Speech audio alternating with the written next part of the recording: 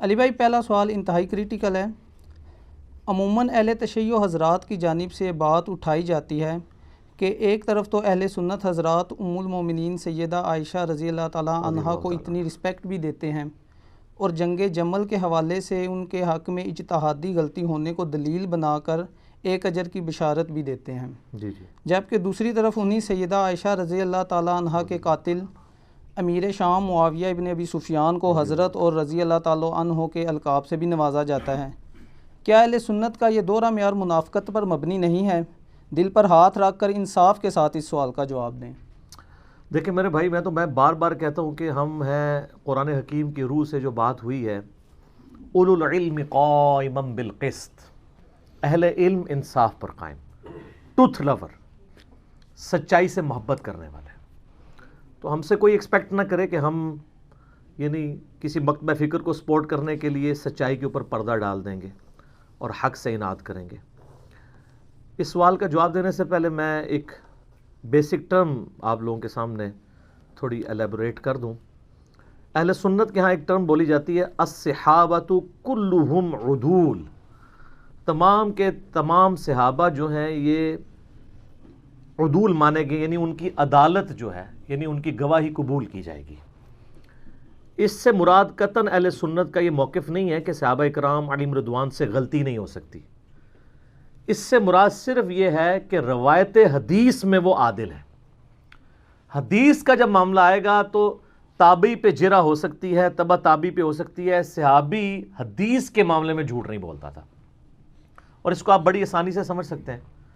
آج دنیا میں کوئی گناہگار سے گناہگار شخص بھی آپ لے آئیں، اس سے کہیں کہ 1 ارب روپیہ لے لو، نبی علیہ السلام کو گالی دے دو، نعوذ باللہ، کوئی تیار ہوگا؟ چاہے وہ بے نمازی کیوں نہ ہوا۔ اسی لیول کا ایک گناہ صحابہ کرام میں کوٹ کوٹ کے نبی علیہ السلام نے بھرا تھا، جو حدیث متواتر ہے، بخاری اور مسلم دونوں میں حدیث ہے، اور مسلم کی پہلی حدیث ہی مولا علی رضی اللہ تعالیٰ عنہ علیہ السلام سے یہی ہے کہ جس شخص نے میری طرف جھوٹی حدیث منسوب کی وہ اپنا مقام دوزخ میں دیکھ لے۔ صحابہ کرام سے بڑی غلطیاں بھی ہوئیں، لیکن یہ غلطی ان سے نہیں ہوئی ہے کہ انہوں نے نبی علیہ السلام پہ کبھی جھوٹی حدیث باندھی ہو، کیونکہ ان کو پتا تھا کہ اگر ہم نے یہ کام کیا نا، باقی تو شاید ہمیں معافی مل جائے۔ ادھر ہمارا کوئی ظاہر ہے نبی علیہ السلام کے اوپر ہی تو تکیہ تھا۔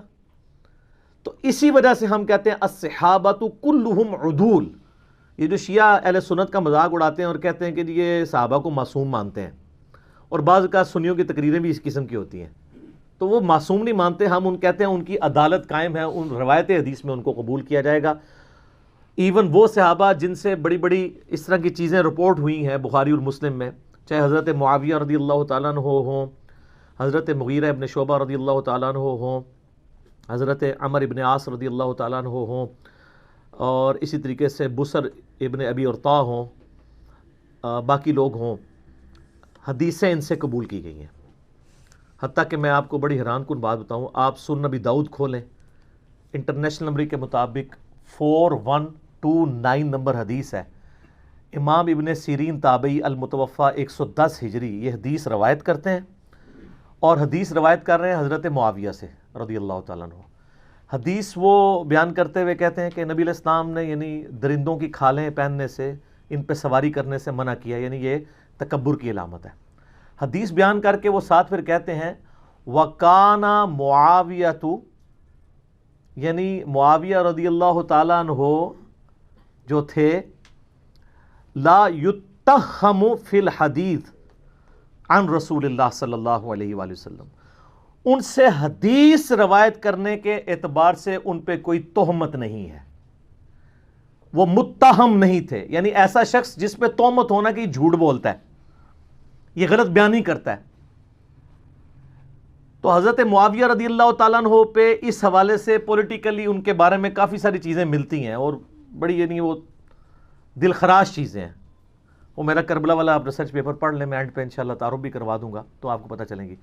لیکن ابن سیرین کہہ رہے ہیں کہ وَكَانَ مُعَاوِيَةُ لَا يُتَهَّمُ فِي الْحَدِيثِ، حدیث کے معاملے میں اس سے کوئی جھوٹ بولنا ثابت نہیں ہے، باقی زندگی میں ضرور اس سے کوئی ایسی غلطیاں ہوئی ہیں، غلط بیانیاں بھی ہوئی ہوں گی، حدیث اس نے کوئی بیان نہیں کی جھوٹی۔ تو اب یہ حضرت ابو بکر، عمر، عثمان و علی رضی اللہ عنہم اجمعین و علیہم السلام اجمعین سے جب تابعین حدیثیں بیان کرتے تھے تو اس طرح تو نہیں کہتے تھے کہ ان پہ کوئی تہمت نہیں ہے جھوٹ بولنے کی. حضرت معاویہ رضی اللہ تعالیٰ عنہ کے بارے میں ان کو کیوں بولنا پڑا؟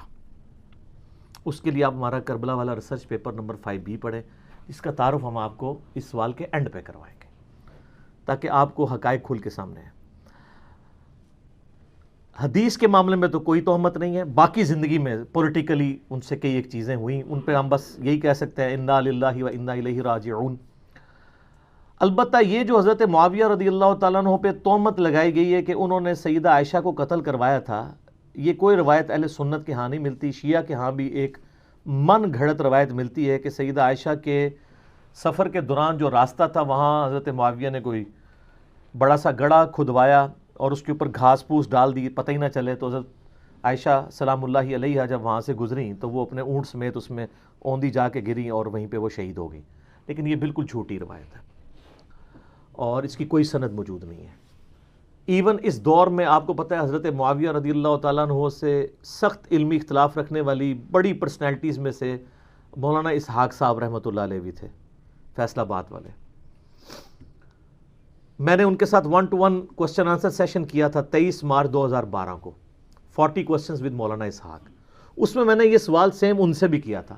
ان سے بڑا کوئی حضرت معاویہ رضی اللہ تعالیٰ عنہ کا کرٹک نہیں تھا، لیکن انہوں نے اس سوال کے جواب میں کہا بیٹا یہ بالکل جھوٹ ہے. کوئی حضرت عائشہ کے لیے گڑھا نہیں معاویہ نے کھودا، کوئی انہوں نے جھوٹی حدیث نبی علیہ السلام پہ بیان نہیں کی ہے. یہ دو چیزیں جو ہے نا بالکل. پھر انہوں نے اس میں شیعہ کے والے سے بھی کہا کہ یہ جو کہتے ہیں نا کہ حدیثیں گڑھوائی تھیں، وہ لائیں کون سی حدیث گھڑی تھی؟ تو کوئی ایسی حدیث نہیں.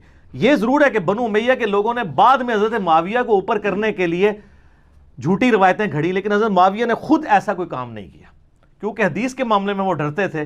کیونکہ اگر نبی علیہ السلام سے پھڈا لے لیا پھر تو امید کی وہ کرن ہی باقی نہیں رہے گی، کوئی آپ کی شفاعت بھی نہیں کرے گا.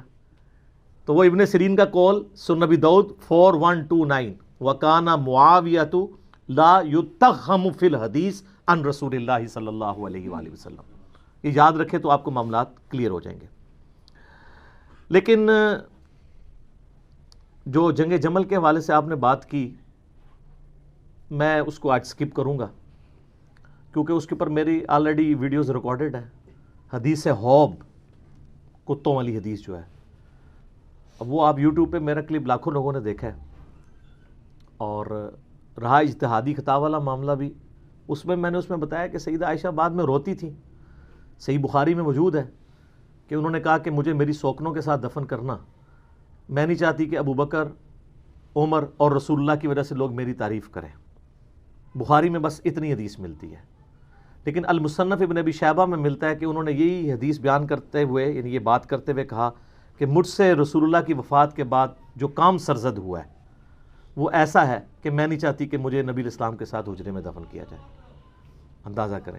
اس پہ شیخ البانی رحمہ اللہ اس حدیث کو سلسلہ احادیث صحیحہ میں لے کے آئے ہیں اور باقاعدہ اس میں انہوں نے لکھا ہے، بڑی ڈیٹیل گفتگو لکھی ہے. انہوں نے کہا شیعہ تو 12 اماموں کو معصوم مانتے ہیں، سنیوں کی حرکتوں سے لگتا ہے یہ سارے صحابہ کو معصوم مانتے ہیں. یہ ماننا پڑے گا کہ حضرت طلحہ، زبیر، حضرت عائشہ سے غلطی ہوئی اور حضرت عائشہ بعد میں شرمسار تھیں اور انہوں نے بخاری کی اس حدیث کو کوٹ کیا، مصنف ابن ابی شیبہ کی اس حدیث کو کوٹ کیا سلسلہ احادیث صحیحہ میں انٹرنیشنل نمبر کے مطابق 474 نمبر. اور اس میں وہ کہتے ہیں کہ جی یہ اس بات کا ثبوت ہے کہ سیدہ عائشہ شرمسار تھی اپنے اس سفر کے اوپر جو انہوں نے کیا. ظاہر قرآن میں تو واضح سورۃ الاحزاب میں حکم ہے نبی کی بیویوں گھروں میں ٹھہری رہو. خیر یہ ٹاپک الگ ہے لیکن میں اس کو اس طریقے سے ایڈریس نہیں کرنا چاہتا ورنہ وہ پھر ایک آج کے ٹاپک سے وہ چیز ہٹ جائے گی. سیدہ عائشہ کو تو قتل نہیں کروایا، وہ اپنی موت خود مری ہیں اور یہ حدیثیں بخاری کی اس بات کا ثبوت ہے کہ وہ باقاعدہ بلا کے اپنے نزع کے عالم میں وسیعتیں عبداللہ ابن زبیر کو کر رہی ہیں. حضرت ابو ہریرہ نے جنازہ پڑھایا ہے، اوپنلی مدینہ شریف میں جنازہ ہوا ہے، ہزاروں لوگ شریک ہوئے ہیں. کوئی ایسی چیز رپورٹ نہیں ہوئی ہے کہ ان کو نعوذ باللہ اس طریقے سے قتل کیا ہو. لیکن یہ بات بالکل ٹھیک ہے کہ اما عائشہ سلام اللہ علیہا حضرت معاویہ رضی اللہ تعالیٰ عنہ کی جو ظلم و ستم والی پالیسیز تھیں اپنے مخالفین کے خلاف، اس سے سخت نالاں تھیں اور ڈائریکٹ افیکٹو بھی تھیں. اور اس حوالے سے گھنٹوں گفتگو ہو سکتی ہے. اس کانٹیکسٹ میں ایک بنیادی حدیث جو آپ کو پوری ڈاکٹرائن یا ڈاکٹرن اگر صحیح پروننسیشن کی جائے وہ کلیئر کرے گی. وہ صحیح مسلم میں حدیث ہے, انٹرنیشنل نمبر کے مطابق 4776.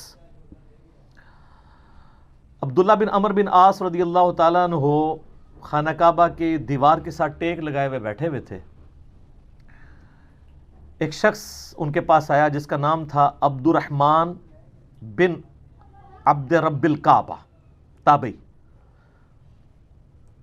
تو عبداللہ بن عمر بن عاص وہاں حدیث بیان کر رہے تھے کہ آپ کو اپنے وقت کے حاکم کی, امیر کی اطاعت کرنی چاہیے. وہ سنتا رہا. اینڈ پہ اس نے کہا کہ کیا واقعی آپ نے رسول اللہ سے یہ بات سنی ہے کہ جس طرح کا بھی حکمران ہو اس کی اطاعت کی جائے؟ ان کا ہاں, میری کانوں نے سنا, میری آنکھوں نے نبی علیہ السلام کو دیکھا, میرے دل نے محفوظ کیا. تو انہوں نے کہا اگر یہی بات ہے تو اس وقت جو ہمارا حکمران ہے آپ کے چچا کا لڑکا معاویہ ابن ابی سفیان رضی اللہ تعالیٰ عنہما, ہم تو ظاہر رسپیکٹ ہی کریں گے اس کی وجہ سے کہ علی کی شیعہ وہ ہوتے ہیں جو مخالفین کے لیے بھی دعا کرتے ہیں, اور بنو امیہ کے شیعہ وہ ہوتے ہیں جو ہے وہ مولا علی پہ ممبروں پہ سب و شتم کرواتے ہیں. یہ بھی ٹاپک الگ سے ہے, میرے اس پہ بھی کلپ ریکارڈڈ ہے. تو یہ آپ کے چچا کا جو لڑکا ہے یہ تو ہمیں کہتا ہے کہ ہم لوگوں کا مال ناحق طریقے سے ہڑپ کریں اور لوگوں کو ناحق قتل کریں, جبکہ قرآن کہتا ہے سورہ نساء کی آیت نمبر 29 اس تابعی نے صحابی کو سنائی کہ قرآن تو کہہ رہا ہے کہ ایک دوسرے کا مال حرام طریقے سے ہڑپ مت کرو اور ایک دوسرے کو قتل نہ کرو, اور آپ کے چچا کا لڑکا معاویہ ہمیں اس بات پہ ابھارتا ہے کہ ہم لوگوں کو ناحق قتل بھی کریں, ان کا مال بھی لوٹیں. اب اتنی سخت بات سن کے حضرت معاویہ رضی اللہ تعالیٰ عنہ کے بارے میں ان کے چچا زاد عبداللہ بن عمر بن عاص جو خانہ کعبے کے ساتھ ٹیک لگائے ہوئے بیٹھے تھے وہ خاموش ہو گئے تھوڑی دیر کے لیے, سر جھکا لیا. پھر انہوں نے سر اٹھا کے کہا کہ جن معاملات میں معاویہ تمہیں اللہ اور اس کے رسول کے مطابق چلنے کا حکم دیتا ہے اس میں اس کی اطاعت کرو, اور جس میں وہ اللہ کی نافرمانی کا تمہیں حکم دے اس میں تم اس کی نافرمانی کرو. دیکھیں یہ صحابی کی اپروچ یہی ہوتی ہے. یہ ہے وہ بنیادی حدیث جس سے آپ کو پتہ چلے گا کہ اس وقت سینیریو کیا بنا ہوا تھا. اب اس کے بعد آپ ذرا اس طرف آ جائیں کہ سیدہ عائشہ ڈائریکٹ افیکٹی کیوں تھی. سیدہ عائشہ کے بھائی تھے ایک محمد ابن ابی بکر, ان کو حضرت معاویہ رضی اللہ تعالیٰ عنہ نے قتل کروایا تھا. محمد بن ابی بکر 9 ہجری میں پیدا ہوئے ہیں اور 30 سال سے کم ان کی عمر تھی کہ ان کو قتل کر دیا گیا, اور ان کا بیٹا ایک ہی تھا قاسم, اور قاسم کی جو آگے سے بیٹی تھی وہ تھی فاطمہ جو امام جعفر صادق علیہ السلام کی ماں ہے. اکثر سنی بڑے فخر سے کہہ رہے ہوتے ہیں اہل بیت کے امام جو ہیں وہ تو حضرت ابوبکر صدیق کی اولاد میں سے ہیں. سر حضرت ابوبکر صدیق رضی اللہ تعالیٰ عنہ کی وہ اس اولاد سے ہیں جو بنو امیہ کے بہت مخالف تھی, وہ آپ والی وہ اولاد نہیں ہے. سمجھ رہی بات کی؟ اس کی حدیثیں ہیں بخاری میں قاسم کی جو محمد بن ابی بکر کا بیٹا ہے. اچھا میرے بھائیو, جو محمد ابن ابی بکر ہے نا رضی اللہ تعالیٰ عنہ علیہ السلام, یہ کوئی عام بندہ نہیں ہے. یہ سیدنا ابو بکر کے وہ بیٹے ہیں جو نبی علیہ السلام کے آخری حج کے دوران پیدا ہوئے تھے, اور ان کی والدہ اسما بنت امیس نبی علیہ السلام کے ساتھ حج کے لیے تشریف لے گئی تھی, اور بخاری مسلم میں موجود ہے کہ اس دوران وہ کہتے ہیں میں نے محمد کو جنا. ماشاءاللہ. تو نبی علیہ السلام نے ان کو دیکھا ہوا ہے, ان کی زیارت نبی علیہ السلام نے کی ہے, اور انہوں نے نبی علیہ السلام کی زیارت کی ہوئی ہے, لیکن اپنی شیر خارگی کی عمر میں. صحابی بھی آپ کہہ سکتے ہیں, تابعی تو ہے ہی ہیں. بار نبی علیہ السلام نے آمنا سامنا ہوا ہے. اچھا پھر سیدنا ابوبکر تو فوت ہو گئے 13 ہجری کے اندر, تو اس وقت ان کی عمر آلموسٹ 4 سال تھی, چھوٹے سے بچے تھے. تو ان کی جو والدہ تھی نا اسما بنت امیس, حضرت ابوبکر کی وفات کے بعد حضرت علی نے ان سے شادی کر لی. اب حضرت علی نے جب شادی کی تو ان کی ساری پرورش محمد بن ابی بکر کی کس نے کی؟ مولا علی نے. اسی لیے جنگ جمل میں اور جنگ صفین میں یہ حضرت علی کے کمانڈر تھے, اور یہی تھے جو سیدہ عائشہ کو جا کے سمجھاتے تھے حجرے میں کہ بہن تو کس طرف چل پڑی ہے. اور یہی وہ تھے کہ جب مولا علی نے سیدہ عائشہ کو احترام کے ساتھ جمل میں شکست کے بعد جب واپس مدینہ شریف روانہ کیا تو محمد بن ابی بکر کو ساتھ بھیجا تھا کہ تم اپنی بہن کے ساتھ جاؤ. تو سیدہ عائشہ کی ان سے ایک بڑا اس اعتبار سے شغف بھی تھا, یہ بڑے ہمدرد بھی تھے. تو یہ محمد بن ابی بکر رحمہ اللہ تعالی و رضی اللہ تعالیٰ عنہ و علیہ السلام کی کلیریفیکیشن اس حوالے سے ضروری تھی. اور دیکھ لیں صرف 30 سال کی عمر میں وہ شہید ہوئے ہیں، لیکن آتی دنیا کے لیے اپنا اثر چھوڑ گئے. اللہ تعالیٰ ان سے راضی ہو. قیامت والے دن اللہ تعالیٰ ہمیں ایسے اپنے نیک بندوں کا ساتھ نصیب فرمائے. آمین ثم آمین. تو ان کو حضرت علی نے اپنے دور میں مصر کا گورنر لگایا تھا اپنے دور خلافت میں. قیس بن سعد سے حکومت نہیں سنبھالی جا رہی تھی، پیچھے سے مالک اشتر کو بھیجا، اس کو زہر دے کے مروا دیا گیا دشمنوں کی طرف سے. تو محمد بن ابی بکر مصر کے گورنر تھے، تو ظاہر کوفے سے دور تھا، شام کی باؤنڈریز لگتی تھی، وہاں سے حضرت معاویہ کی چھاپہ دار جو ٹیمیں ہیں وہ حملے کرتی تھی. تو محمد بن بکر کو قتل کروا دیا، حتیٰ کہ ایک گدھے میں ان کی لاش رکھ کے اس کو آگ لگا دی گئی. استغفر اللہ. اور یہ اس کے اوپر اجماع ہے، کوئی دنیا میں اس کا انکار نہیں کرے گا. ہماری اہل سنت کی تمام کتابوں میں موجود ہے، جتنی بھی صحابہ کرام کی بایوگرافی پہ لکھی گئی ہیں، آپ چاہے وہ آپ تاریخ طبری پڑھ کے دیکھ لیں، ابن جریر المتوفیٰ 310 ہجری، تاریخ ابن کثیر کی المتوفیٰ 774 ہجری، آپ الاستیاب امام ابن عبد البر کی پڑھ کے دیکھ لیں، المتوفیٰ 468 ہجری. آپ کو ساری کتابوں میں ابن اسیر کی جو ہے اسود الغابہ المتوفیٰ 630 ہجری، جس کی شرح ابن حجر اسقلانی المتوفیٰ 852 ہجری، الاصابہ انہوں نے لکھی. 8000 صحابہ کرام کے حالات زندگی اس میں لکھے ہیں، اردو میں ترجمہ ہو کے آ چکی ہے. آپ اس میں محمد بن ابی بکر کا پڑھ لیں، ان کے ساتھ کیا ہوا تھا. حتیٰ کہ صحیح مسلم شریف میں بھی اس کا ذکر موجود ہے، انٹرنیشنل نمبر کے مطابق 4722 اشارتاً صحیح مسلم میں آتا ہے. اما عائشہ سے ایک بندہ مصر سے ملنے کے لیے آیا، تو انہوں نے پوچھا ہاں مصر کے حکمران کی کیا حالت ہے، کیونکہ اما عائشہ کے بھائی کو مار کے تو وہاں حضرت معاویہ نے اپنا حکمران لگا دیا تھا، اور مصر جو ہے وہ چھین لیا تھا حضرت علی سے. تو ظاہر ہے جو دنیا دار بادشاہ ہوتے ہیں وہ اپنے چمچوں کو نوازتے ہیں. تو ان کا ہمارا جو گورنر ہے وہ تو بہت اچھا ہے، ہمارا خرچہ پانی ختم ہو جائے خرچہ دے دیتا ہے، ہمارا اگر گھوڑا مر جائے نیا گھوڑا خرید کے دے دیتا ہے، اور اگر کوئی غلام مر جائے تو نیا غلام دے دیتا ہے. تو سیدہ عائشہ نے کہا کہ جو کچھ تم لوگوں نے میرے بھائی محمد ابن ابی بکر کے ساتھ کیا، تمہارے اس مصر کے گورنر نے اور اس پارٹی نے، یہ بات مجھے اس چیز سے نہیں روکے گی کہ میں تمہیں رسول اللہ کی ایک حدیث سناؤں، جو اسی حجرے میں جہاں تم مجھ سے ملنے آئے ہو. اما عائشہ وہ پردے میں ملا کرتی تھی. اسی حجرے میں نے اللہ کے محبوب صلی اللہ علیہ وآلہ وسلم سے سنا تھا کہ آپ علیہ السلام یہ دعا کیا کرتے تھے، اے اللہ جو حکمران اپنی رعایا کے ساتھ سختی کرے تو بھی اس کے ساتھ سختی فرمانا، اور جو اپنی رعایا کے ساتھ نرمی کرے تو بھی اس کے ساتھ نرمی فرمانا. اور جو کچھ تم لوگوں نے میرے بھائی کے ساتھ کیا، یعنی وہ یہ کہنا چاہ رہی تھی کہ اللہ تعالیٰ ہی اس کا پھر بدلہ ہمیں لے کے دے گا، جو کچھ تم لوگوں نے میرے بھائی کے ساتھ محمد ابن ابی بکر کے ساتھ کیا رضی اللہ تعالی عنہما وعلیہم السلام. تو سیدہ عائشہ اس وجہ سے حضرت معاویہ سے ناراض تھی. یہ تو ایک بھائی کا آپ نے سنا. ایک دوسرا بھائی تھا، وہ تھا عبد الرحمن بن ابی بکر، اور وہ ایسا بھائی تھا کہ اس کی ماں اور سیدہ عائشہ کی ماں بھی سیم تھی. ادھر تو باپ سیم تھا، ماں الگ تھی. عبد الرحمن بن ابی بکر ہمارے سب کانٹیننٹ کے اعتبار سے سگا بھائی تھا. ویسے تو سگا بھائی ہوتا ہے جب باپ ایک ہو جائے ماں ڈیفرنٹ بھی ہو. تو اس کے بارے میں آپ صحیح بخاری اٹھا کے دیکھ لیں، 4827 نمبر حدیث ہے انٹرنیشنل نمبر کے مطابق. مروان جب حجاز کا گورنر ہوتا ہے، مسجد نبوی میں خطبہ دیتے ہوئے وہ بار بار یزید ابن معاویہ کا ذکر کرتا ہے تاکہ وہ بیعت لے حضرت معاویہ کے بعد ان کے بیٹے کے لیے. یہ بخاری کے الفاظ ہیں. اور اس کے لیے ظاہر جب وہ فضائل و برکت، جیسے یہاں بھی ہوتا ہے کہ امت کے وسیع تر مفاد میں، یا میرے عزیز ہم وطنوں، یہ وہی چیز. تو اللہ تعالیٰ نے امیر المومنین کو یہ بات سجھائی ہے. اچھا، یہ بخاری میں بھی حدیث ہے، اور یہ آپ کو ڈھونڈنا کو مشکل نہیں ہے. آپ تفسیر ابن کثیر کھول کے سورۃ الاحقاف پارہ نمبر 26 میں آیت نمبر 17 کے کانٹیکسٹ میں بخاری کی حدیث اور جتنی اور حدیثیں ہیں، یہ حدیث المستدرک للحاکم کے اندر بھی موجود ہے بڑی ڈیٹیل کے ساتھ، اور یہ حدیث سنن نسائی الکبریٰ کے اندر بھی موجود ہے بڑی ڈیٹیل کے ساتھ. اور یہ سارے کے سارے ترک حافظ ابن کثیر المتوفا 774 ہجری نے سورۃ الاحقاف آیت نمبر 17 کے کانٹیکسٹ میں ساری حدیثیں ایک جگہ جمع کر دی ہیں، بخاری کی، حاکم کی، نسائی کی، باقی کتابوں کی۔ پہلے میں بخاری والا حصہ بتاتا ہوں آپ کو۔ تو بخاری کے الفاظ ہیں، عبد الرحمن بن ابی بکر کھڑے ہوئے اور انہوں نے اس حاکم وقت کو کچھ کہا۔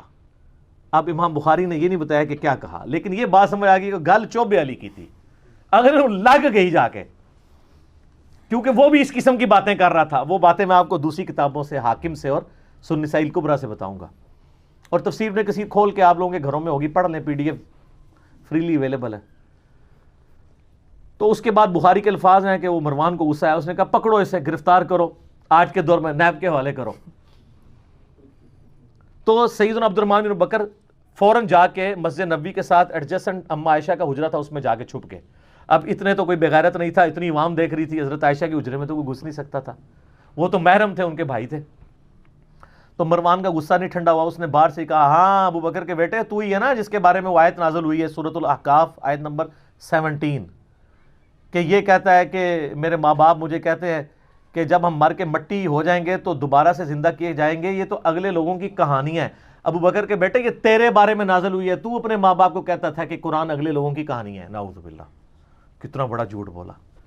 تو سیدہ عائشہ سے برداشت نہیں ہوا، وہ حجرے کے اندر سے ہی بولی، انہوں نے کہا آل ابی بکر کے بارے میں کوئی آیت ایسی نازل نہیں ہوئی ہے سوائے سورہ نور کی وہ آیات جو میری برات میں نازل ہوئی تھی، حدیث افک والی، تو آل ابی بکر کے اوپر الزام لگاتا ہے۔ بخاری میں اتنی حدیث ہے، لیکن فلنگ دی بلینکس موجود ہے، انہوں نے بلینکس امام بخاری نے چھوڑی ہیں، وہ فل کی ہیں حاکم نے اور سنن نسائی الکبریٰ میں، اور حافظ ابن کثیر نے بھی کر دی سورۃ الاحقاف آیت نمبر 17 میں۔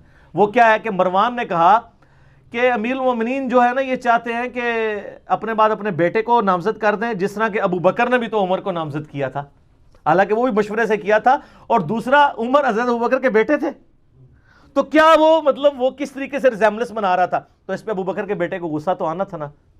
تو ابو بکر کا بیٹا عبد الرحمن بن بکر وہاں کھڑا، اس نے کہا سیدھی طرح کہہ تیرا امیر المومنین معاویہ کیسر و کسرا کے طریقے پہ چلنا چاہتا ہے، ابو بکر اور عمر کے طریقے پہ نہیں۔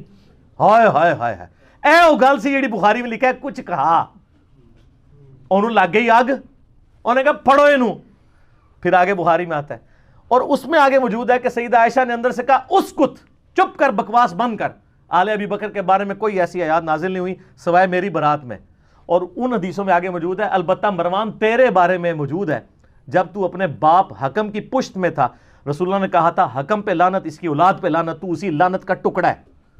حضور نے تو پہلے ان دونوں باپ بیٹا کو حضور نے مدینہ بدر کر دیا تھا، حضرت ابوبکر کے ساتھ بڑی سفارشیں کی، حضرت عثمان نے واپس لانے کی، کوئی رشتہ دار تھا نہیں آنے دیا، حضرت عمر نے نہیں آنے دیا، پھر حضرت عثمان اپنے دور میں رشتہ داری کی وجہ سے لے آئے، اور حتیٰ کہ اپنی بیٹی کا نکاح بھی مروان سے کر دیا، اور پھر وہی گھاٹے فٹ ہو گیا۔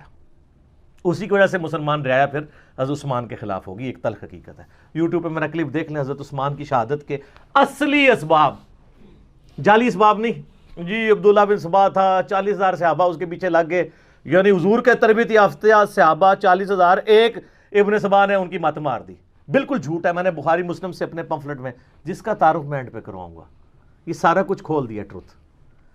اچھا اب ظاہر ہے جب یہ دشمنی ہو تو آپ کیا سمجھتے ہیں دشمنی ختم ہوتی ہے؟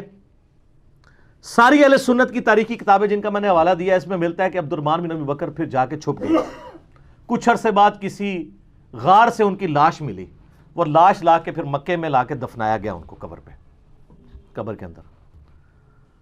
اب ظاہر ہے کہ یہ غار میں ایک بندہ چھپا ہو، وہاں سے لاش ملے تو نامعلوم افراد، چند نامعلوم افراد نے، اور وہ نامعلوم افراد کون سے ہو سکتے ہیں؟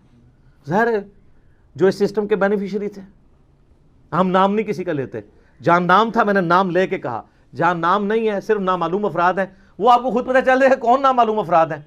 حتیٰ کہ جامعہ ترمذی میں موجود ہے 1055 نمبر حدیث انٹرنیشنل نمبر کے مطابق، اما عائشہ عبد الرحمن بن ابی بکر کی قبر پہ آئیں، روئیں، وہاں پہ آ کے اشعار پڑھے، وہ بڑے دردناک عربی کے اشعار ہیں کہ ایک زمانہ تھا اے میرے بھائی، ہم اکٹھے گھر میں رہتے تھے، ہم نے کبھی سوچا بھی نہیں تھا ہم ایک دوسرے سے کبھی جدا بھی ہوں گے، اور آج یہ حالت ہے کہ ہمیں یہ یاد بھی نہیں کہ ہم دونوں اکٹھے تھے، اور اگر میں تیری موت کے وقت تیرے پاس موجود ہوتی اور ساتھ یہ کفن دفن والا معاملہ کرتی تو میں تیری قبر پہ بھی نہ آتی، چونکہ تو میری غیر موجودگی میں فوت ہوا ہے، اس لیے میں تیری قبر پہ آئی ہوں۔ تو آپ اس پورے سینیریو میں دیکھیں محمد بن بکر کے ساتھ کیا کیا ان لوگوں نے، عبد الرحمن بن ابی بکر کے ساتھ، دو بھائی اما عائشہ کے اس طریقے سے دنیا سے رخصت ہوئے۔ اس پورے کانٹیکسٹ میں اب آپ کو حدیث سمجھ آئے گی جو مسند امام احمد میں موجود ہے، المستدرک للحاکم کے اندر موجود ہے، اور شعیب آرنوت جو مسند امام احمد کی تحکیم کرنے والے ہیں، انہوں نے اس حدیث کو صحیح کہا ہے، امام حاکم نے اس حدیث کو صحیح کہا ہے، بڑی ڈیٹیل حدیث ہے۔ اس میں آتا ہے کہ حضرت معاویہ اپنے دور میں حضرت عائشہ سے ملنے کے لیے آئے۔ سیدہ عائشہ نے کہا کہ اے معاویہ، تجھے اللہ کا خوف نہیں آتا جو کچھ تو نے حجر ابن عدی اور ان کے ساتھیوں کے ساتھ کیا؟ حجر ابن عدی شیعان علی میں سے تھے، شروع کے مسلمانوں میں سے تھے، ان کو حضرت معاویہ نے ظلماً شہید کروایا۔ وہ پوری ڈیٹیل آپ کو مستدرک الحاکم میں ایک پورا چیپٹر ہے حجر ابن عدی کا۔ وہ سر میری ویڈیوز دیکھ کے امام حاکم نے نہیں، میری پیدائش سے بھی وہ پہلے کا ہے، 1000 سال پہلے۔ وہ 13 حدیثیں آپ پڑھیں، آپ کے آنسو نہیں رکیں گے کس ظلم کے ساتھ حجر ابن عدی کو قتل کروایا گیا، صرف اس بات پہ کہ یہ جمعے کی نماز لیٹ کر دیتے تھے، ممبروں پہ سب و شتم حضرت علی پہ کرتے تھے، یہ مخالفت کرتے تھے۔ اور اس شخص کی قبر وہاں پہ کھودی گئی جو علاقہ حضرت عمر کے دور میں حجر ابن عدی نے فتح کیا ہوا تھا۔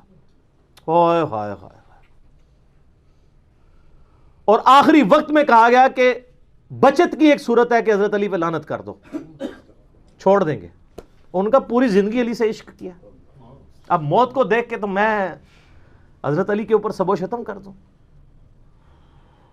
اور کہا 2 نفل پڑھنے کی اجازت دو، اور نفل تیزی سے پڑھے، اور کہا میں نے اس لیے تیزی سے پڑھے تاکہ تمہیں یہ نہ ہو کہ میں موت کو ڈیلے کرنے کے لیے نماز اس طرح پڑھ رہا ہوں، میں نے زندگی میں کبھی اتنی تیز نماز نہیں پڑھی۔ اور پھر کہا وصیت کی لوگوں کو، ایران والوں نے حجر ابن عدی کے اوپر، جن کو آپ کہتے ہیں صحابہ کو نہیں مانتے، انہوں نے پوری ایک فلم بنائی ہے حجر ابن عدی کے اوپر، یوٹیوب پہ رکھی ہے اردو ڈبنگ کے ساتھ۔ تو انہوں نے وہاں پبلک کو وصیت کی کہ مجھے میری انہی بیڑیوں میں اور انہی خون آلود کپڑوں میں دفن کرنا ہے، قیامت والے دن پولیس رات پہ میں معاویہ کا گریبان پکڑوں گا۔ ان کے ساتھی بھی قتل کیے گئے، صرف ایک ٹسل کے اندر کہ حضرت علی کے سپورٹر کیوں ہے۔ اب حجر ابن عدی ان کے ساتھیوں کا جب قتل ہوا، سیدہ عائشہ تو پھر بڑی دکھی تھی اس کی وجہ سے۔ تو حضرت معاویہ جب ملنے کے لیے آئے، مسند امام احمد المستدرک الحاکم میں موجود ہے، شعیب آرنوت نے کہا حدیث صحیح ہے۔ کہا معاویہ، تجھے کوئی خوف نہیں آیا؟ تو نے حجر ابن عدی اور ان کے ساتھیوں کے ساتھ جو کچھ کیا، اور تجھے ڈر نہیں لگتا کہ میں ایک بندہ مقرر کروں جو چھپ کے تیرے اوپر وار کرے اور تجھے قتل کرتے؟ یعنی حضرت عائشہ کا غصہ کس لیول کا تھا کہ میں گریلا وار کروا کے تجھے مروا نہ دوں۔ تو انہوں نے کہا کہ ام المومنین، ہم آپ سے یہ ایکسپیکٹ نہیں کرتے کہ آپ ایسا کریں گی، کیونکہ ہم نے نبی علیہ السلام سے یہ سنا ہے کہ مومن کبھی چھپ کے وار نہیں کرتا۔ لوگوں کو حدیثیں سنانی، کس کو؟ اما عائشہ کو۔ اور پھر کہا کہ اما یہ بتائیں، آپ کا جو میں نے خرچہ پانی لگایا ہوا ہے اس معاملے میں تو کوئی، اور وہ انہوں نے نہیں لگایا ہوا تھا، وہ تو آپ کو مال غنیمت میں سے مسلمانوں کو وظیفہ ملتا تھا، حضرت عمر کے دور کا شروع ہوا تھا، اس میں تو کوئی آپ کو شکایت نہیں ہے۔ تو انہوں نے کہا مجھے اس معاملے میں کوئی شکایت نہیں، یہ شکایت تھی جو میں نے تمہیں کی ہے۔ تو انہوں نے کہا اما یہ کام چھوڑیں، ہمیں اپنے کام دنیاوی چلانے دیں، ہمارا معاملہ اور اللہ کا معاملہ، ہمیں ہماری سیاست والے معاملات میں آپ دخل نہ دیں۔ آپ اندازہ کریں۔ اور یہ ہمیں تاریخ سے روایتیں لا کے دیتے ہیں کہ جی وہ جناب جی حضرت عائشہ کہتی تھی میری زندگی بھی معاویہ میں لگ جائے۔ اس نے تو ہڈی ہسی بھی دستی ہے کہ روایتاں کس نے کڑیاں ہونیاں نے، کیونکہ حدیثیں کچھ اور بتا رہی ہیں، ٹھیک ہے۔ تو یہ کوئی شخص کہے گا جس کے بھائی قتل ہوئے ہوں، جس نے اتنے قتل عام دیکھا ہو، اسی لیے آپ دیکھ لیں کہ سیدہ عائشہ کو ساری گیم سمجھ آ گئی تھی، جنگ جمل میں بھی ان کو مس یوز کیا گیا، بعد میں ان کو ساری بات سمجھ آ گئی تھی۔ تو یہ وہ کہانیاں بنا بنا کے بتاتے ہیں۔ تو اب اس پورے سینیریو میں دیکھیں، اما عائشہ سلام اللہ علیہا کو بڑا قلق تھا حضرت معاویہ رضی اللہ تعالیٰ عنہ کے اس طرح کے ایٹیچیوڈ کے اوپر، اس لیے انہوں نے یہ بات کی۔ اور میں آپ کو بتاؤں، میں گھنٹوں فی الودی بول سکتا ہوں ہمارے جو ائمہ اہل سنت تھے ان کی کتنی سخت رائے اس کی وجہ سے بنی۔ مثلا امام ہیں علی ابن الجعد، بعض سے ابن الجود پڑھتے ہیں لیکن یہ زبر کے ساتھ ہے. المتوفا 230 ہجری، امام بخاری امام مسلم کے استاد ہیں. صحیح بخاری میں 14 حدیثیں 14 حدیثیں ان سے ہیں. امام احمد بن حنبل کے بھی استاد، امام بخاری کے استاد. ان کی حدیث کی کتاب بھی ہے مسند علی ابن الجود جعد، جس طرح کہ مسند امام احمد ہے. سکہ سرٹیفائیڈ سنی امام. ان کے بارے میں ابن حجر اسقلانی تہذیب التقریب میں صحیح سند کے ساتھ لے کے آئے ہیں. اور شیخ زبیلی زئی صاحب رحمہ اللہ تعالیٰ نے اپنی جو وہ قیام رمضان کی تعداد رکھتوں کی وہ جو کتاب ہے اس میں بھی نقل کیا ہے. یہ کہا کرتے تھے اگر مجھے قیامت والے دن یہ بات پتہ چلے کہ اللہ تعالیٰ معاویہ کو عذاب دے رہا ہے تو مجھے یہ برا نہیں لگے گا، کیونکہ مجھے پتہ ہے اس نے امت کے ساتھ کیا کیا ہوا ہے. وَلِعَوْذُ بِاللَّهِ تعالیٰ. لیکن ہم نے کبھی ایسی بات نہیں کی ہے. ہم بخاری مسلم کی حدیثیں بیان کر کے بھی نیم رافضی ڈکلیئر ہو جاتے ہیں چند ناسبیوں کی طرف سے جو آلموسٹ اب ختم ہو چکے ہیں، اپنے فرقے کی وہ میت پہ ہی نوحہ کر رہے ہیں. لیکن اس کو وہ اہل سنت کا امام مانتے ہیں جو کہہ رہے ہیں مجھے تو عذاب کا بھی سنا تو مجھے برا نہیں لگے گا. اور یہ ایک امام نہیں سر، کئی امام. ادھر تو سب کانٹیننٹ میں حنفی زیادہ ہے نا. آپ نے امام بدر الدین عینی کا نام سنا ہوا ہے، المتوفا 855 ہجری. امام عینی جو ہے امام حنیفہ کے بعد چند جو بڑے امام ہیں نا حنفیوں کے ان میں سے ایک ہے، کیونکہ انہوں نے صحیح بخاری کی شرح لکھی ہے عمدۃ القاری. وہ جو عمدۃ القاری ہے نا شرح، اس میں صحیح بخاری کی ایک حدیث ہے انٹرنیشنل نمبر کے مطابق 7083، جہاں وہ جنگ صفین میں عمار ابن یاسر کے قتل کے بارے میں ڈسکشن کرتے ہوئے، بخاری مسلم دونوں میں حدیث ہے نا کہ عمار کو ایک باغی جماعت قتل کرے گی، عمار ان کو جنت اور اللہ کی طرف بلائے گا، وہ جماعت دوزخ کی طرف بلائے گی. صحیح بخاری 2812. بڑے سخت الفاظ ہیں.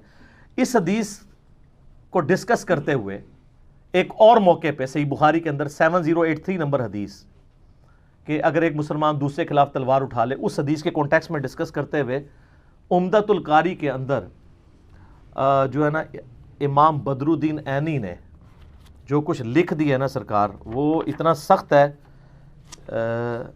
یہ میرے پمفلٹ میں ڈلا ہے کہ اس کا تعارف اینڈ پہ آپ کو کرواؤں گا. میں آپ کو صرف ورڈ بائی ورڈ وہ پڑھ کے سناتا ہوں. وہ کہتے ہیں کہ امام کرمانی نے کہا کہ سیدنا علی اور حضرت معاویہ دونوں ہی مجتہد تھے. زیادہ سے زیادہ یہ ہو سکتا ہے کہ حضرت معاویہ کو اجتہاد میں خطا لاحق ہو گئی ہو، ان کو 1 اجر ملے گا جبکہ سیدنا علی کو 2 اجر ملیں گے. اعلیٰ یہ بھی کہانی ہے.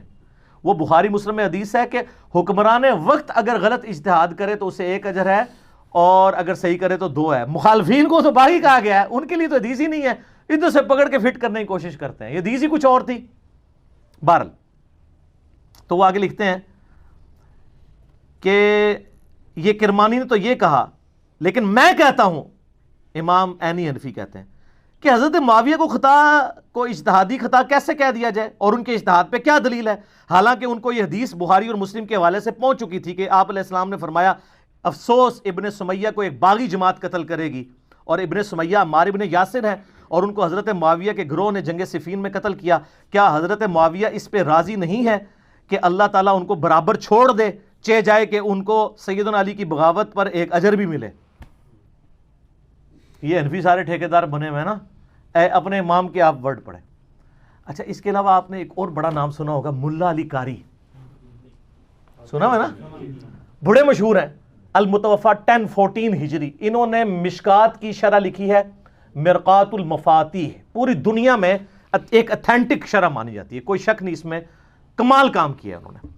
اس میں جب مشکات میں حدیث آتی ہے نا یہ عمار کو باغی جماعت قتل کرے گی، انٹرنیشنل نمبر کے مطابق مشکات میں بھی یہ بخاری مسلم کے حوالے سے آئی ہے 5878 مشکات کے اندر. تو اس حدیث کے تحت ملا علی قاری، جنہوں نے میری ویڈیوز نہیں دیکھی ہوئی تھی، میری ویڈیوز سے بہت پہلے ان کے کمنٹس پڑھیں، آپ سنیں جی ورڈ بائی ورڈ.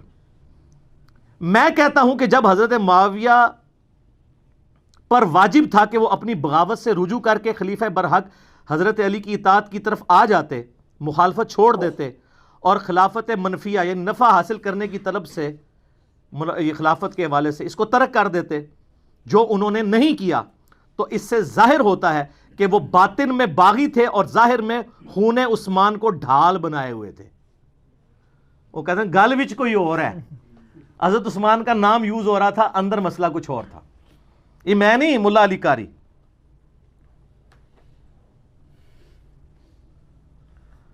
چنانچہ ڈھال بنائے ہوئے تھے لوگوں کو دکھانے کے لیے، یہ بھی الفاظ لکھے ہیں. چنانچہ یہ حدیث ان کے پوشیدہ چیز کو ظاہر کرنے والی ہے، یعنی عمار کو باغی جماعت قتل کرے گی، اور ان کی بغاوت کو روکنے والی ہے. تاہم کتاب تقدیر میں اسی طرح لکھا ہوا تھا جیسا کہ ہوا ہے. ان کے عمل اور رویے کی وجہ سے قرآن اور حدیث دونوں مہجور اور متروک ہو گئے. وہ کہتے ہیں قرآن اور سنت کو پش پش ڈال دیا امیر شام نے. یہ کون کہہ رہا ہے؟ ملا علی قاری. سر ٹروتھ لور ہر زمانے میں موجود ہوتے ہیں.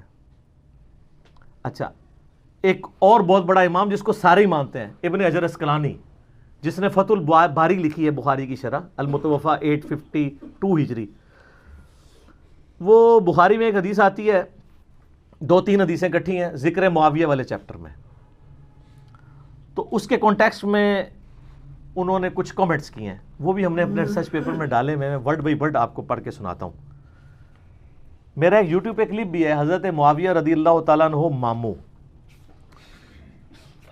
وہ کہتے ہیں نا وہ خال المومنین ہے. اس میں بھی میں نے یہ پڑھ کے سنایا تھا، اس میں بھی میں آپ کو پڑھ کے سنا دیتا ہوں. ابن حجر اسقلانی فتح الباری میں لکھتے ہیں، جو بخاری کی حدیث تھی نا 3766 ذکر معاویہ والی، کہتے ہیں امام بخاری نے یہاں صحیح بخاری میں حضرت معاویہ سے متعلق باب کے عنوان میں صرف ذکر معاویہ بیان کیا ہے اور فضائل معاویہ یا معاویہ کی منقبت جیسے الفاظ استعمال نہیں کیے، کیونکہ اس حدیث سے کوئی فضیلت معلوم ہی نہیں ہوتی. البتہ سیدنا عبداللہ ابن عباس کا حضرت معاویہ کے لیے فقی اور صحابیت کا بیان کرنا ہی بطور فضیلت کافی ہے. وہ حدیث یہ تھی کہ حضرت معاویہ ایک وتر پڑھا کرتے تھے. تو لوگوں نے آ کے ابن عباس کو بتایا کہ یہ تو ایک وتر پڑھتے ہیں، یعنی باقی نہیں پڑھتے ہوں گے نا، 3 ہی پڑھتے ہوں گے. تو انہوں نے کہا معاویہ کو چھوڑ دو، وہ فقی ہے، صحابی ہے. تو ابن حجر بھی کہہ رہے ہیں اس سے فضیلت اگر ثابت ہوتی تو امام بخاری اس میں باب باندھتے ہیں، اور یہ بات کی بالکل ٹھیک ہے، کیونکہ شرح معانی الآثار جسے طحاوی شریف بھی کہتے ہیں، امام طحاوی المتوفا 321 ہجری، وہ بھی ان حدیثوں کو ڈسکس کر کے اپنی سند سے ایک حدیث لے کے آئے ہیں، اور انہوں نے کہا کہ یہ تو ابن عباس نے تقیہ کیا تھا. وہ ایک اور روایت لے کے آئے ہیں جس میں وہ کہتے ہیں کہ جب ان کو بتایا کہ حضرت معاویہ ایک وتر پڑھتے ہیں تو انہوں نے کہا اس حمار سے پوچھو کہ اس نے یہ ایک وتر کہاں سے نکال لیا. اور ترجمہ کرنے والے نے بھی حمار لکھا ہے. حمار عربی میں کہتے ہیں ڈونکی کو، گدھے کو. تو ترجمہ ہی نہیں نیچے کیا، تو میں نے وہ دکھایا تھا، وہ دیوبندیوں نے چھاپی ہوئی ہے، طحاوی شریف شرح معانی الآثار. تو وہ ابن حجر اس پہ کہہ رہے ہیں. تاہم امام ابن ابی عاصم نے حضرت معاویہ کے مناقب میں ایک رسالہ لکھا. اسی طرح کا کام ابو عمر غلام اور ابو بکر نقاش نے بھی کیا، اور امام ابن جوزی نے بھی من گھڑت احادیث والی کتاب موضوعات شریف، گھڑی حدیثیں، ان میں بھی کچھ روایتیں ذکر کر کے امام اسحاق کا یہ قول نقل کیا ہے کہ حضرت معاویہ کی فضیلت میں صحابی ہونے کے سوا کوئی چیز ثابت نہیں ہے. اور یہ صرف ابن جوزی المتوفا 597 ہجری نے نہیں لکھا، ابن تیمیہ نے منہاج السنہ میں المتوفا 728 ہجری یہی قول لکھا ہے ابن تیمیہ نے. اور اس کا شاگرد امام ذہبی المتوفا 748 ہجری سیر اعلام النبلاء میں انہوں نے سیم یہی قول نقل کیا ابن اسحاق کا کہ حضرت معاویہ کے فضائل میں صحابی ہونے کے علاوہ کچھ بھی ثابت نہیں ہے. وہ جو کچھ عادی مادی ادھر ادھر لے کے آتے ہیں نا، وہ سب کا کیٹاگوریکل ڈینائی کرتے ہیں، کچھ بھی ثابت نہیں. اچھا، ابن حجر اسقلانی پھر مزید لکھتے ہیں کہ یہی وجہ ہے کہ امام بخاری نے بھی اپنے استاد امام اسحاق بن راہویہ پر اعتماد کرتے ہوئے حضرت معاویہ کے لیے لفظ فضیلت یا منقبت استعمال نہیں کیا، بلکہ صرف ذکر معاویہ لکھا. تاہم اپنی گہری نظر سے ایسا استنباط فرمایا، یعنی حضرت معاویہ کو صحابی ثابت کر کے، جس سے روافظ کی بھی سرکوبی ہو. رافضی بھی دوسری ایکسٹریم پہ ہے نا، وہ ان کی صحابیت کا بھی انکار کرتے ہیں، تو ان کا رافضیوں کا بھی رد کیا اور ناسبیوں کا بھی کر دیا.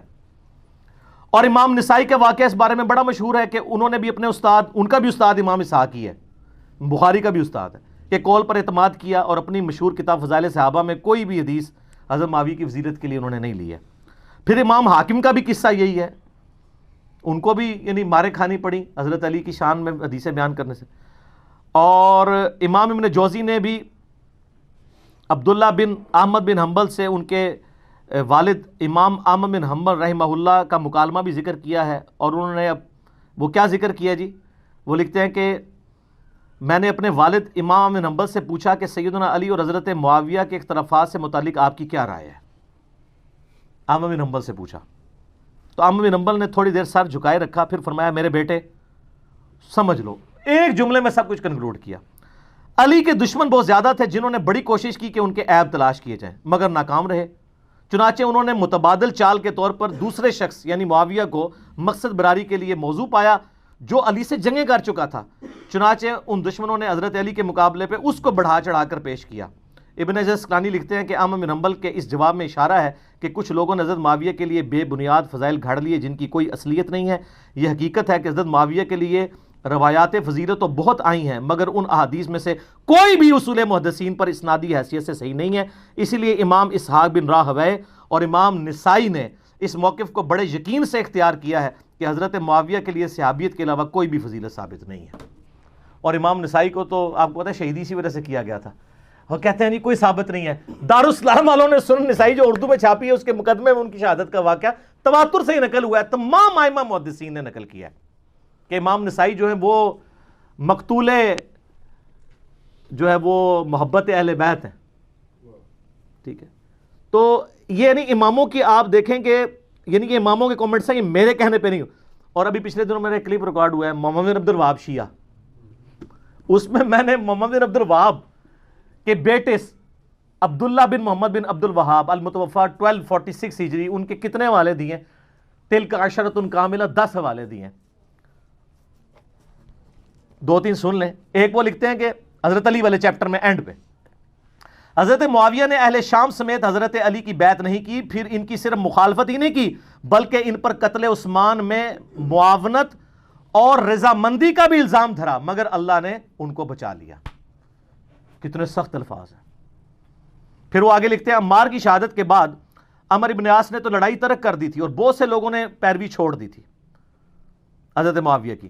حضرت معاویہ نے ان سے پوچھا کہ آپ نے لڑائی کیوں ترک کی؟ انہوں نے کہا ہم نے عمار کو قتل کر دیا ہے اور میں نے حضرت سے سنا تھا صلی اللہ علیہ وآلہ وسلم کہ عمار کو ایک باغی جماعت قتل کرے گی، معلوم ہوا کہ ہم باغی ہیں۔ حضرت معاویہ بولے خاموش رہو، واللہ تو اونٹ کی طرح اپنے ہی پیشاب میں گرتا ہے۔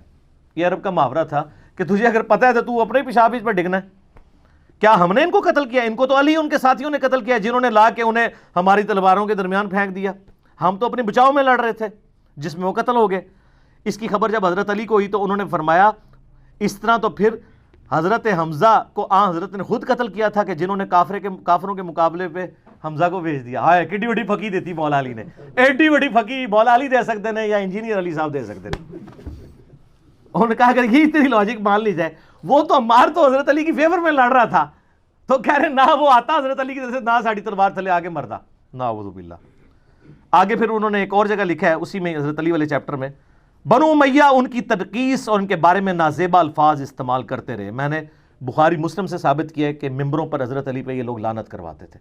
صحیح مسلم 6229 انٹرنیشنل نمبر کے مطابق الفاظ ہیں لعن اللہ ابا تراب، علی ابن ابی طالب ابو تراب پر اللہ کی لعنت، نعوذ باللہ۔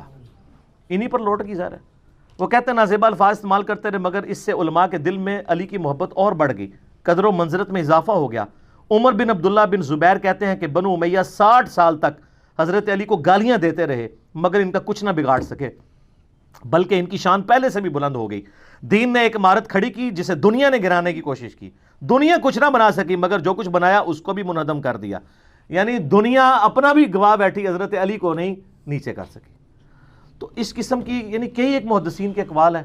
اب یہ سارے کے سارے مولوی پنجے جھاڑ کے پڑ گئے پیچھے مودودی صاحب کے، حالانکہ میں بتاؤں آپ نے اس سارے ائمہ کے اقوال سنے، سب سے سافٹ لینگویج اگر کسی کی ہے تو مودودی صاحب کی ہے۔ آپ سن کے حیران ہو جائیں گے، مولا مودودی نے خلافت و ملوکیت کا جو چوتھا چیپٹر ہے، 4 نمبر، چوتھا چیپٹر، خلافت راشدہ سے ملوکیت کا سفر، اس کے اینڈ پہ کچھ جملے لکھے ہیں، ورڈ بائی ورڈ سنیں۔ اس طرح خلافت راشدہ کا نظام کا آخری اور قطعی طور پر خاتمہ ہو گیا، خلافت کی جگہ شاہی خانوادوں نے لے لی اور مسلمانوں کے اس کے بعد سے آج تک پھر اپنی مرضی کی خلافت نصیب نہ ہو سکی۔ حضرت معاویہ رضی اللہ تعالیٰ عنہ کے محامد اور مناقب اپنی جگہ پر، ان کا شرف صحابیت بھی واجب الاحترام ہے، ان کی یہ خدمت بھی ناقابل انکار ہے کہ انہوں نے پھر سے دنیا اسلام کو ایک جھنڈے کے تلے جمع کیا اور دنیا میں اسلام کے غلبے کا دائرہ پہلے سے زیادہ وسیع کر دیا. ان پر جو شخص لان تان کرتا ہے وہ بلا شبہ زیادتی کرتا ہے. یہ مودودی صاحب لکھ رہے ہیں, کہتے ہیں ایک مودودی 100 یہودی, پڑھے بغیر ہی, ایک غریب تو بدتمیز, پڑھا ہے ہی کچھ نہیں, الزام. لیکن ان کے غلط کام کو تو غلط کہنا ہی ہوگا.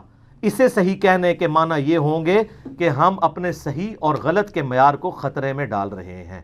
بس کون سی سخت لینگویج استعمال کی ہے؟ یعنی 6 جملوں میں سے 5 تعریفی ہیں اور ایک میں کہا کہ یار اولو العلم قائما بالقسط بنو, ورنہ کل کو کوئی بھی بندہ جو ہے نا وہ اپنی غلطیوں کی جعلی تعویلات کرنا شروع کر دے گا.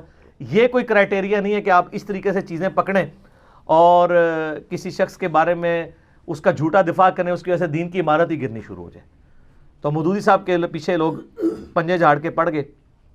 اللہ کے فضل سے میں نے جو ہے نا وہ ہمت دکھائی اور یہ کہتے تھے تاریخی روایتیں. ویسے اب خلافت و ملوکیت کا ایک نیا ورژن آیا جس میں پوری تخریج ہوئی ہے کہ پہلے بھی حوالے دیے تھے, اب ذرا ڈیٹیل کے ساتھ ہے, جلد نمبر یہ وہ. ہم اس کو یعنی اپنی ویڈیو میں JPGs کے طور پہ ایڈ کریں گے. خلافت و ملوکیت سارے لوگ لے کے پڑھیں. ویسے 400 روپے مارکیٹ میں قیمت ہے, ہول سیل پرائز میں کارڈ والی آلموسٹ 250 کی اور گتے والی 300 کے قریب مل جائے گی. ہم کوشش کر رہے ہیں اپنی اکیڈمی میں منگوا لیں ہول سیل پرائز والی, پھر آپ لوگ منگوا بھی سکتے ہیں یہاں سے انشاءاللہ تعالی. میں نے بات کی ہے ان سے, پبلشر سے ان کے. تو خلافت و ملوکیت آپ پڑھیں تو آپ کو پوری ڈاکٹرن سمجھ آ جائے گی. پھر بھی میں نے اس پورے مقدمے کا دفاع کیا اور یہ جو کہانی کراتے ہیں جی پہلے خلافت و ملوکیت اور تھی اب والی اور ہے, اور جب 1967 میں انہوں نے لکھی ہے نا اسی وقت مولوی ان کے خلاف ہو گئے تھے, اور وہی باتیں اگر آج والی میں موجود ہیں وہ آپ کے مولویوں کی کتابوں میں تو ہے نا جس پہ گرفت کی ہوئی ہے, تو اس کا مطلب تبدیل نہیں ہوئی, جھوٹ بول رہے ہیں. پہلے دن سے وہی ہے, کوئی تبدیل نہیں کی ہے, وہ ہے اتنی مضبوط کتاب ہے. میرا یوٹیوب پہ کلپ بھی ہے خلافت و ملوکیت کے دفاع پہ, وہ آپ دیکھ لیں. دیوبند کے اپنے علماء نے بھی دفاع کیا ہے, مفتی عامر عثمانی کا میں نے بتایا تھا.